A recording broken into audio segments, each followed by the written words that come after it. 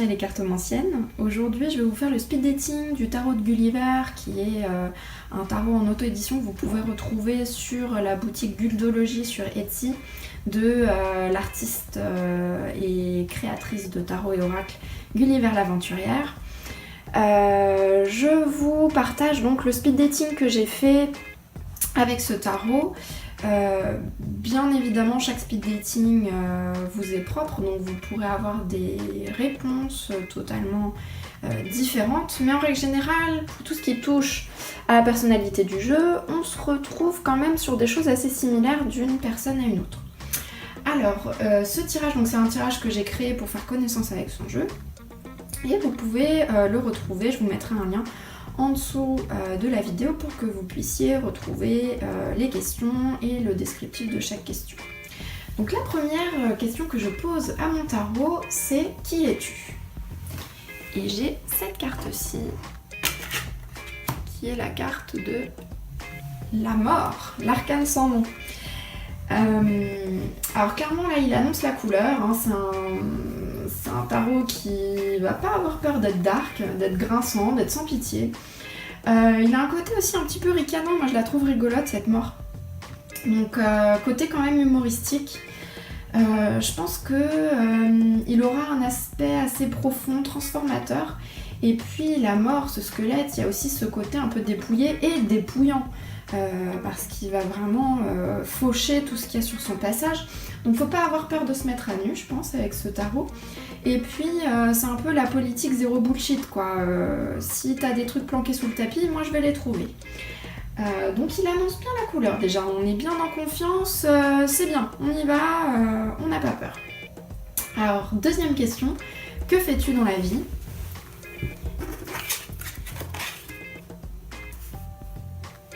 Et alors j'ai la carte de l'étoile. Alors là on a une carte beaucoup plus rassurante du coup pour contrebalancer un peu ça. Donc il nous montre son côté un peu plus tendre, un peu plus guérisseur. Et on a toujours ce côté dépouillé avec ce personnage qui est nu. Mais de façon plus douce. Donc c'est un tarot sans doute qui révèle beaucoup, qui va pointer le consultant dans la bonne direction, qui va guider. Et puis il a aussi ce côté guérisseur, donc il fait circuler les bonnes énergies. Et ça parle pas mal à mon côté énergéticienne. Donc un guide plutôt sympa. Donc troisième question, je lui demande quelles sont ses passions. Donc ça va me renseigner sur les questions qu'il va aimer aborder, avec lesquelles je vais pouvoir l'interroger facilement. Et nous avons la papesse. Donc c'est un tarot qui aime les mystères. Il aime les mystères à polarité féminine, donc tout ce qui est de l'ordre du monde invisible, le spirituel, et puis aussi l'érudition avec la papesse.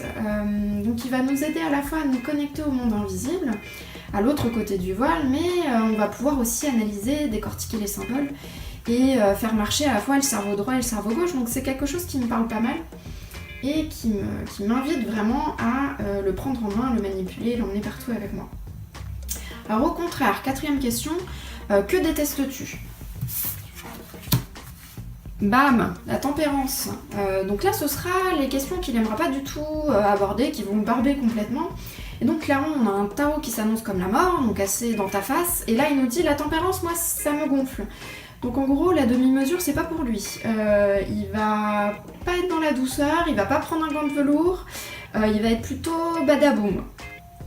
Donc ça tombe bien, ça peut être rigolo. Cinquième question, je lui demande quel futur pour nous. Et j'ai le battleur. Alors c'est assez marrant parce que le battleur il est marqué par le chiffre 1 qui est mon chemin de vie, donc je pense que ça annonce un futur plutôt positif pour nous. Et puis ce sera un futur toujours en apprentissage, en émerveillement, dans quelque chose d'assez stimulant, d'amusant. Donc ça présage quelque chose de plutôt positif pour nous. Et du coup, je pense qu'il m'invite, il me dit allez, on y va, prends-moi par la main, on y va cocotte. Et alors la sixième question, qu'attend-il de moi justement ? Quels sont les conseils qu'il me donne pour le manipuler au mieux pour faire des tirages nourrissants avec lui.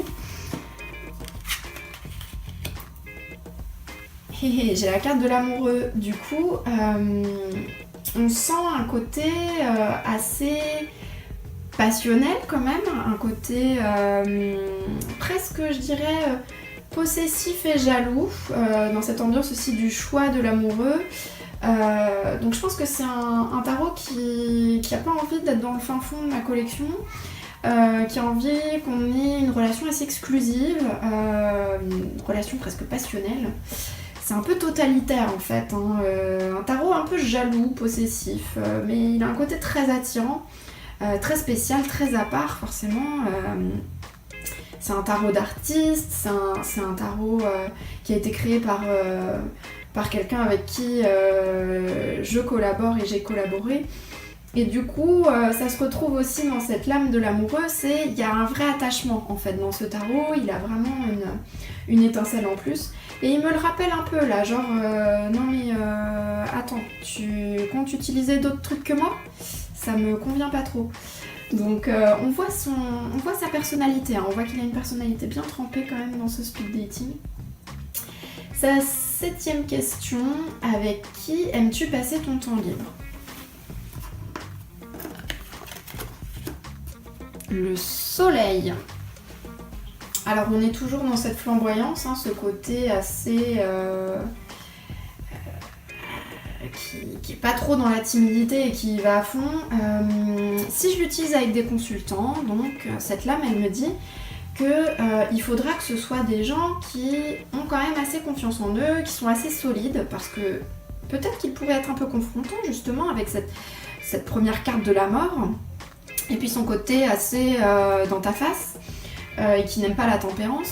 Donc des gens assez confiants en eux, solides, qui ont un côté aussi assez spirituel, assez ouvert, des gens résistants mais avec aussi un enfant intérieur assez actif.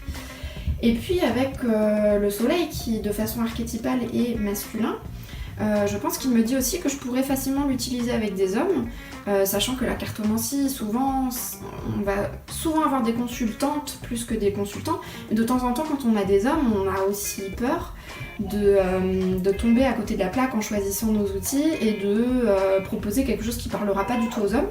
Et là ce tarot il nous dit mais moi tu peux m'utiliser avec des hommes, ça pourra très bien coller.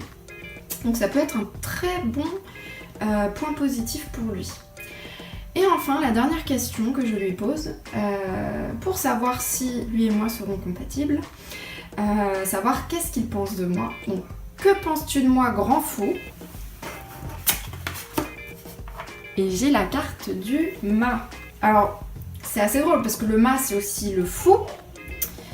Donc en gros, je lui demande que penses-tu de moi, grand fou, et il me dit que je suis le fou. Donc en gros, il me renvoie ma formulation dans la tronche, quoi. Ça vous prouve un petit peu la personnalité de ce jeu, qui... Voilà, il a une vraie personnalité, une vraie vie, il est vivant. Donc à travers ce fou, ce mât, il me rappelle aussi le rôle de la chercheuse, de la débutante, de l'éternelle étudiante du tarot. Et du coup, il est plutôt dans une suite logique par rapport à ce que j'avais vu avec le battleur. Donc c'est plutôt encourageant, et puis ça annonce un chemin assez intéressant.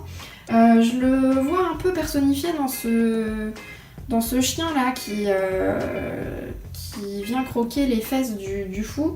Mais du coup il y a une notion de fidélité dans l'adversité.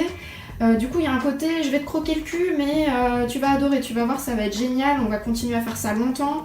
Du coup je pense que c'est un tarot que je vais garder avec moi très très longtemps, que je vais ressortir en de nombreuses occasions.